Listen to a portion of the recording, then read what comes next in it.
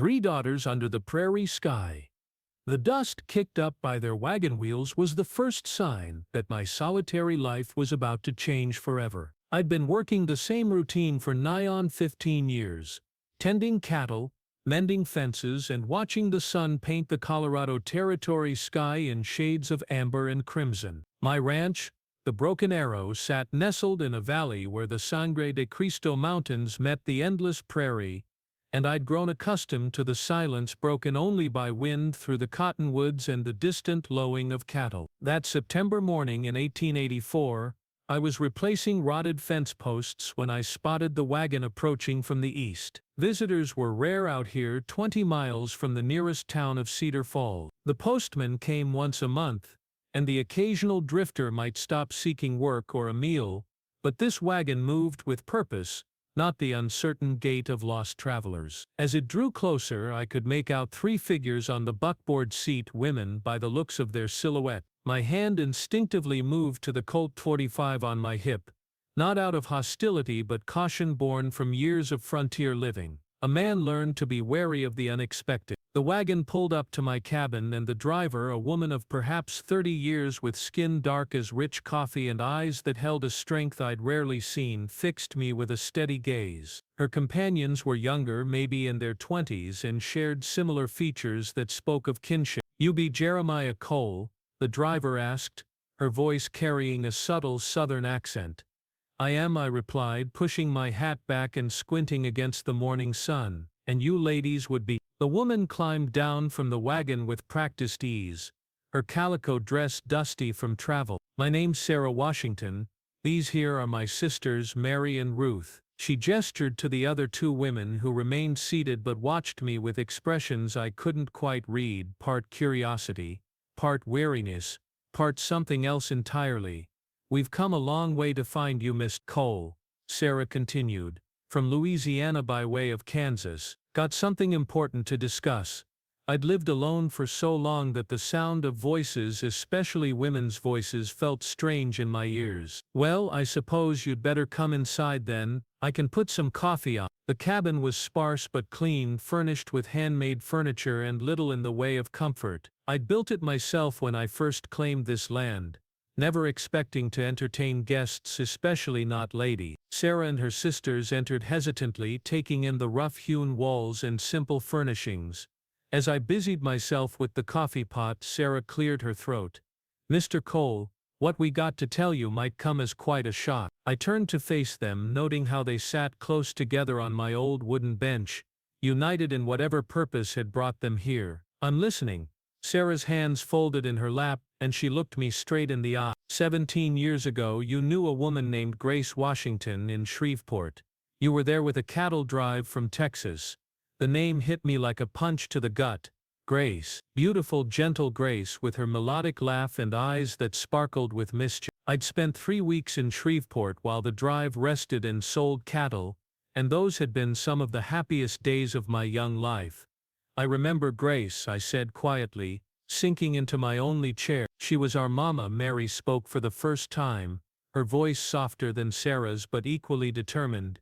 "And she told us before she passed 2 years ago that you were our daddy." The coffee pot clattered as my hand shook. "Your daddy?" Ruth, the youngest, leaned forward. "Mama said you didn't know, said she tried to write but never knew where to send the letters. You'd moved on with your drive before she realized she was carrying." I stared at these three women, these young women who claimed to be my daughters, and searched their faces for any resemblance to myself. Grace had been a freed slave working as a seamstress in Shreveport, and I'd been a 23-year-old cowboy following the herds north. We'd shared something special, but I'd left thinking our paths would never cross again. "Carrying," I managed to ask. "She was expecting when you left," Sarah explained. "Twins, as it turned out, me and Mary." Ruth came along 3 years later from another man who didn't stay around neither. The silence stretched between us like a taut rope. I tried to process what they were telling me, that I was a father, that Grace had carried my children, that these women had traveled hundreds of miles to find me. "Why now?" I finally asked. "Why come looking for me after all these years?" Sarah's expression softened slightly. "Mama made us promise," Said if anything happened to her we should find you. Said you were a good man, one who'd do right by his family if he knew about them. And what happened to Grace? The question came out rougher than I intended. Fever took her, Ruth said, tears threatening her composed demeanor. She fought it for weeks, but she couldn't finish. I stood up abruptly and walked to the window, staring out at the mountains while my mind reeled. Grace was dead. I had daughters, 3 daughters who'd grown up without knowing their father, who'd made an impossible journey based on a dying woman's final wish. What do you want from me? I asked without turning around. Nothing, Sarah said firmly. We didn't come here looking for charity or handout. We can take care of ourselves. We just wanted to meet you, to let you know who we are. I turned back to face them. Where will you go now? The 3 sisters exchanged glances. Mary spoke up. We're planning to continue west to California. Heard there's opportunities there for folks like us. Folks like us. The phrase hung in the air. In 1884, being black in the West offered more freedom than the South, but it was still a hard road. 3 women traveling alone faced dangers I didn't want to imagine. It's dangerous country between here and California. Rough men, rougher weather coming on. Winter's not far off. We know the risks, Sarah replied. We've made it this far. I studied their faces again, looking for traces of myself in their features. Sarah had my stubborn chin, Mary my green eyes, and Ruth had a way of tilting her head when thinking that reminded me of my own mother. Stay the night, I said suddenly. At least let me give you a proper meal and a safe place to rest before you move on. The relief on their faces told me they'd been hoping for this invitation, though their pride had kept them from asking. That evening, as we sat around my small table sharing rabbit stew and cornbread, they told me about their lives. Sarah had learned to read and write and had taught her sisters. Mary had a gift with horses and could break them better than most men. Ruth could sew like her mother and had helped support the family with her needlework. Mama used to tell us stories about you, Ruth said as the oil lamp flickered between us, about how you could ride any horse and how you always tipped your hat to ladies, even colored ladies like her. She said you treated her with respect. Mary added, that meant everything to her. I felt a tightness in my chest thinking of Grace, young and pregnant, watching my dust disappear down the trail. I wish I'd known, I said quietly. I would have stayed. She knew that, Sarah said. That's why she never resented you for leaving. She said you were following your calling, same as anyone. As the evening wore on, I found myself drawn to these women who carried half my blood. Sarah's quick wit and natural leadership reminded me of my own restless spirit in youth. Mary's quiet strength and way with animals reflected my own connection to the land and its creatures. Ruth's artistic soul and gentle nature brought back memories of Grace that I'd locked away years ago. When it came time to retire, I offered them my bed while I took the floor, but they refused, insisting they'd slept under stars for weeks and were comfortable on bedrolls. As I lay awake listening to their quiet conversations in the darkness, I made a decision that would change everything. The next morning, over breakfast of eggs and biscuits, I cleared my throat and spoke the words that had been forming all night. I want you to stay. 3 pairs of eyes, 2 green like mine, 1 brown like Grace's, stared at me in surprise. Stay, Sarah asked. Here, on the ranch. This is your home if you want it. Mary shook her head. Mr. Cole, we appreciate the offer, but we can't impose. It's not imposing, I interrupted. And call me Jeremiah, or Pa if you've a mind to. The word felt strange on my tongue but right somehow. This ranch is bigger than I can work alone. I could use the help, and you could use a place to belong. What would folks in town say? Ruth asked quietly. About 3 black women living with a white rancher. I'd thought about that too. Some folks will talk no matter what, but this is my land, free and clear, and I choose who lives on it. Anyone who has a problem with my family can take it up with me and my Winchester. Sarah leaned back in her chair, studying me with those intelligent eyes. You'd really claim us, after all these years? You're my daughters, I said simply. Grace's daughters. That makes you family, and family takes care of family. The tears that had threatened Ruth the day before finally came, and Mary reached over to squeeze her hand. Sarah remained composed, but I could see the emotion working in her face. We'd pull our weight, she said finally. We're not looking for charity. I wouldn't expect anything less. This ranch needs work and you 3 seem capable of providing it. Over the following weeks we settled into a routine that surprised me with its naturalness. Sarah took over managing the household accounts and proved to have a head for business that put my own efforts to shame. Mary worked with the horses and cattle, showing an instinct for animal behavior that came from some deep, inherited place. Ruth tended a garden and mended our clothes, but also began sketching the landscape and wildlife with a talent that amazed me. The townspeople of Cedar Falls reacted as I'd expected, with a mixture of curiosity, suspicion, and outright hostility. But the Broken Arrow Ranch was largely self-sufficient, and I'd built a reputation over the years as a man not to be trifled with. Most folks kept their opinions to themselves, at least when I was around. Sheriff Tom Bradley, an old friend, rode out about a month after the girls had arrived. We sat on my porch drinking coffee while Sarah worked in the garden within earshot. "Heard you got some new hands," Tom said casually. "Family," I corrected. "My daughters." Tom nearly choked on his coffee. "Daughters?"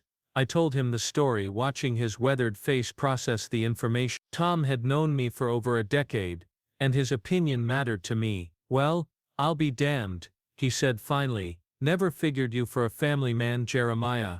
"Neither did I, but sometimes life has other plans. They seem like good women, polite when they come to town for supplies." "They are." Grace raised them right. Tom nodded thoughtfully. "Might want to be careful though. There's talk of some unsavory characters drifting through lately. Cattle rustlers, maybe worse. 3 women on an isolated ranch might attract the wrong kind of attention." His words proved prophetic. In late October, as the aspen leaves turned gold and the nights grew cold, trouble found us. I was repairing a windmill when Mary came riding hard from the north pasture. "Pa," she called. The word still thrilled me every time I heard it. "There's strangers messing with our cattle." I grabbed my rifle and saddled my horse quickly. "How many?" "4, maybe 5. They've cut out about 20 head and are driving them toward the canyon." We rode hard toward the north pasture, Sarah and Ruth staying behind to secure the ranch house, as I'd taught them. When we crested the ridge, I could see the rustlers clearly. 5 men driving a small herd of my cattle toward a narrow canyon that led off my property. "Stay back," I told Mary, but she shook her head. "These are my cattle too," she said firmly, "and my family. I'm not hiding." The rustlers saw us coming and tried to hurry the cattle along, but we had the advantage of knowing the terrain. I led Mary on a wide circle that would cut them off at the canyon mouth, while staying out of rifle range. "You men stop right there," I called out when we'd positioned ourselves between them and their escape route. "Those cattle belong to the Broken Arrow Ranch." The lead rustler, a scarred man with cold eyes, sneered at us. "Says who, old man? And who's that riding with you, your house girl?" The insult to Mary made my blood boil, but I kept my voice steady. "Says the owner of this land and the father of this young woman. Now turn those cattle around and ride on and we'll call it even." "Father." One of the other men laughed. "That's rich." White man claiming a colored girl for his daughter. "Believe what you want," I said, raising my rifle, "but those cattle don't leave this ranch." What followed was brief but violent. The rustlers, thinking they had easy prey in an old rancher and the young black woman, made the mistake of drawing their guns. They hadn't counted on Mary's skill with a rifle. Grace's daughter had inherited more than just my eyes or my own experience in such matters. When the dust settled, 2 rustlers lay dead.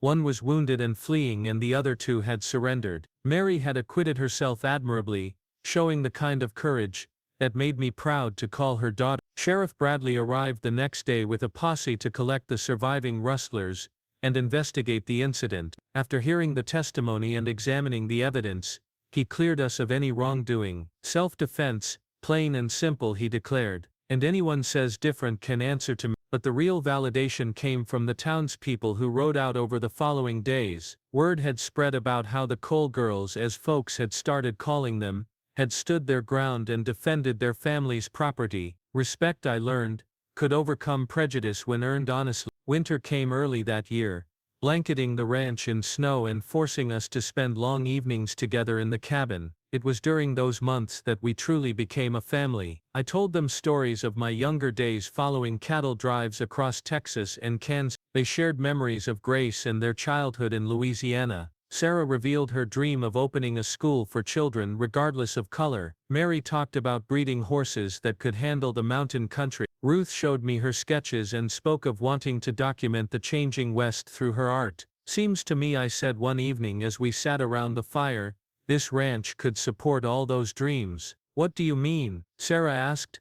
Well, there's families moving into the valley all the time. Their children need schooling. The army's always looking for good mountain horses, and folks back east seem mighty interested in pictures of the frontier. I paused, looking at each of my daughters in turn. What I'm saying is, maybe you don't need to go to California to find opportunity. Maybe we can build something right here. The spring of 1885 brought changes to the Broken Arrow Ranch. Sarah did indeed start a school, teaching children from the growing number of homesteads in the valley. Mary began a horse breeding program that would eventually supply mounts to the cavalry and local ranchers. Ruth's sketches caught the attention of a magazine publisher, who commissioned her to document life in the Colorado Territory. As for me, I discovered that being a father suited me better than I'd ever imagined. Watching my daughters pursue their dreams, seeing the strength and intelligence Grace had instilled in them, filled a hole in my life I hadn't even known existed. The ranch prospered under our combined efforts. Sarah's business sense